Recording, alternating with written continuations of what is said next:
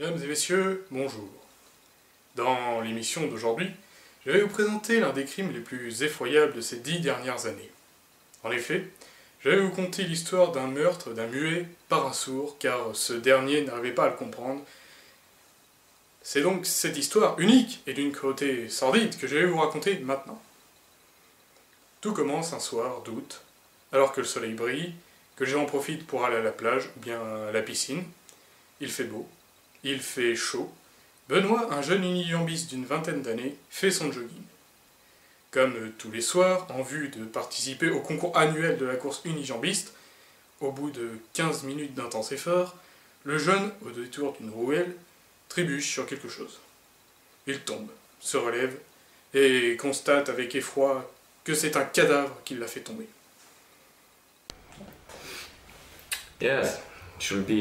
Il devait être 21h30 ou 21h45, je ne sais plus trop. Je terminais mon jogging en chantant la javanaise quand j'ai trébuché sur quelque chose de dur. J'ai tout d'abord essayé de me rattraper avec mon autre jambe, mais j'avais oublié que je n'en avais plus qu'une. Maudite tronçonneuse. Donc, je suis tombé. Je me suis relevé assez vite pour constater que j'étais tombé sur un cadavre. Je le revois encore. Il était là, allongé, blanc comme un loup blanc. J'ai pas tout de suite pensé qu'il était mort. J'ai pensé qu'il s'était peut-être évanoui. Je me suis agenouillé à côté de lui et j'ai pris son pouls. C'est là que j'ai vu qu'il était mort. C'était la première fois que je voyais un cadavre et je ne savais pas quoi faire. J'ai hésité un petit moment entre faire du tam-tam sur ses fesses et appeler la police. J'ai donc fait les deux. Alors que le jeune homme, choqué, appelle la police, il ne se doute pas une seule seconde de la complexité de cette affaire. Lorsque je suis arrivé près du cadavre, j'ai fait les premières constatations. C'était un homme d'une vingtaine d'années, de taille et de poids normal, aucune trace extérieure de la mort. Il avait l'air ordinaire, autant que toi, plus moi, plus eux, plus tous ceux qui le veulent. Du moins, c'est ce que je me suis dit. Sauf qu'il n'avait pas de langue. En effet, lorsque l'officier Paul Bernan découvre le mort, n'a en réalité pas de langue. L'affaire prend une toute autre tournure. Le médecin légiste affirme que la langue a été arrachée avec une pince à linge, mais que cet arrachage remonte bien avant la mort de l'homme. Après examen plus poussé, le légiste découvre aussi que la mort n'a rien de naturel, mais qu'elle a été provoquée par une poupée russe enfoncée au fond de sa gorge. Ça ne faisait aucun doute pour moi, la mort avait été causée par manque d'oxygène. Il était tout bleu, un peu comme ma bite quand ma femme la serre trop fort. J'ai alors plongé ma main dans sa gorge, un peu comme du fist fucking, et j'en ai retiré une poupée russe. C'était la première fois que je voyais une chose pareille. Cela change des meurtres à coups de crayons de couleur et des suicides causés par des gens qui jouent à la roulette russe avec un semi-automatique. Alors que la mort de ce jeune homme devient de plus en plus étrange, son identité tombe enfin.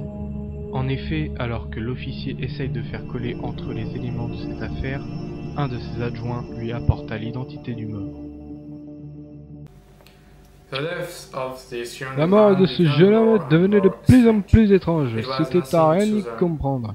C'est alors que mon adjoint, Mikhalo Olarkim, m'a fait part d'un récent avis de recherche lancé contre un homme ressemblant beaucoup à la victime.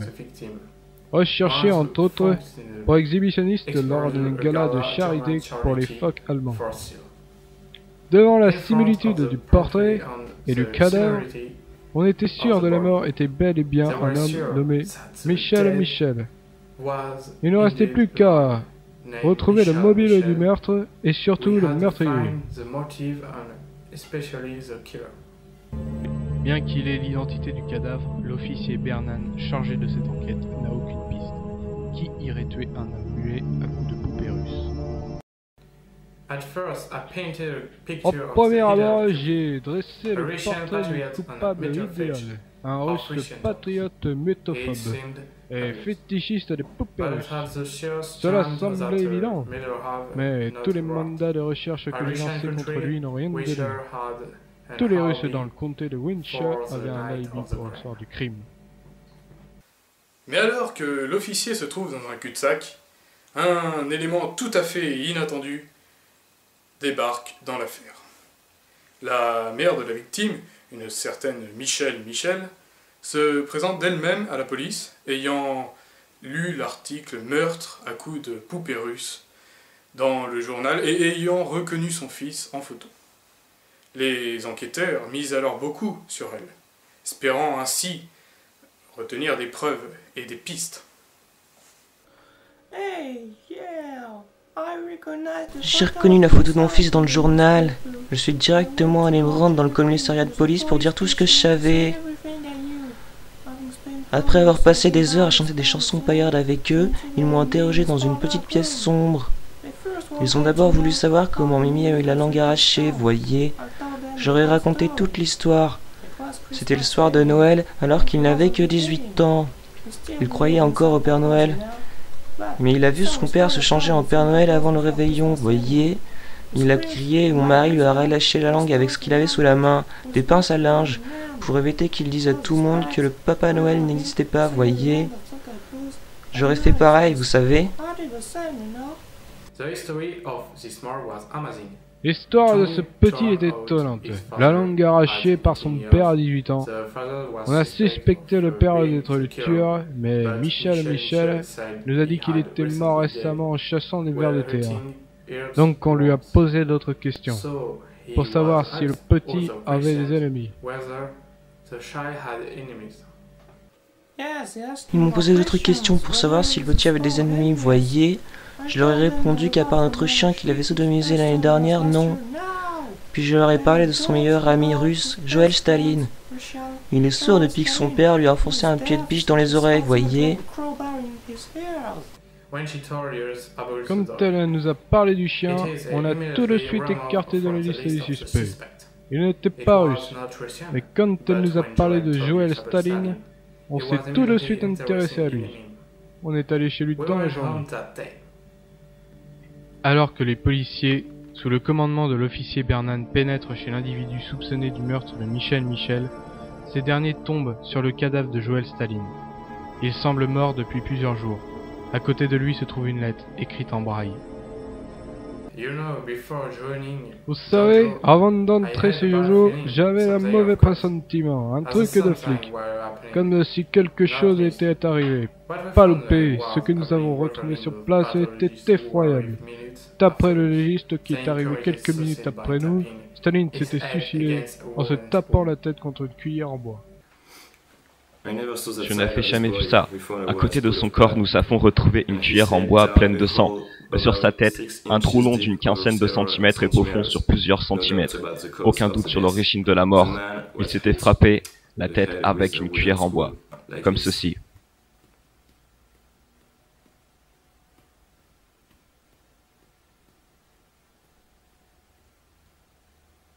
À force, son cerveau a fini par être percé. Le calvaire a probablement duré plusieurs heures. Tout accuse le sourd du meurtre du muet. Le suicide, mais surtout la lettre écrite en braille. Les enquêteurs ne savent pas encore ce qu'elle dit, mais ils doutent que dans celle-ci, Joël Staline avoue son crime. La lettre, écrite en braille, est longue. Elle est écrite dans un braille particulier, puisqu'en français avec un accent russe. L'expert en graphologie met donc plusieurs heures à la déchiffrer. Mais une fois la lettre décryptée, tous sont stupéfaits. En voici le contenu. Si vous lisez cette lettre, je suis probablement mort. Ou alors je suis dans le coma parce que j'ai raté mon coup. Ou alors je suis dans un hôpital psychiatrique. Ou alors je suis tout simplement en prison. Bref, je peux être n'importe où en ce moment. J'avoue donc mon crime. J'en ai fait tuer mon ami Mimi. En lui fourrant ma poupée russe, non, ce n'est pas le surnom de mon sexe, dans la gorge. Pourquoi, me direz-vous? Sauf si je suis mort. Enfin, même si je ne suis pas mort, vous pourrez me demander, mais je ne comprendrai pas vu que je suis sourd. À cette question, je répondrai parce que on s'est mal compris. Nous parlions grâce au langage des signes et j'ai cru qu'il me traitait de fils de pute. Je l'ai donc étouffé. Je me suis rendu compte seulement après qu'il voulait juste qu'on aille manger au resto chinois. Les mots fils de pute et resto chinois étant très proches en langage des signes. Mais non, rien de rien. Non, je ne regrette rien. Ni le bien qu'on m'a fait, ni le mal, tout ça m'est bien égal. Je n'ai plus rien à dire. PS, Si vous vous demandez pourquoi j'ai écrit cette lettre en braille alors que je suis sourd, eh bien je vous chie dessus. J'étais très choqué par cette lettre. Je ne m'attendais pas à ce qu'il tue son meilleur ami à cause d'un problème de compréhension. L'être humain est plein de mystères. Et voilà comment le meurtre fut élucidé. Le meurtre de ce muet par un sourd choqua profondément l'Amérique. Des marches silencieuses furent organisées dans le comté de Windsor.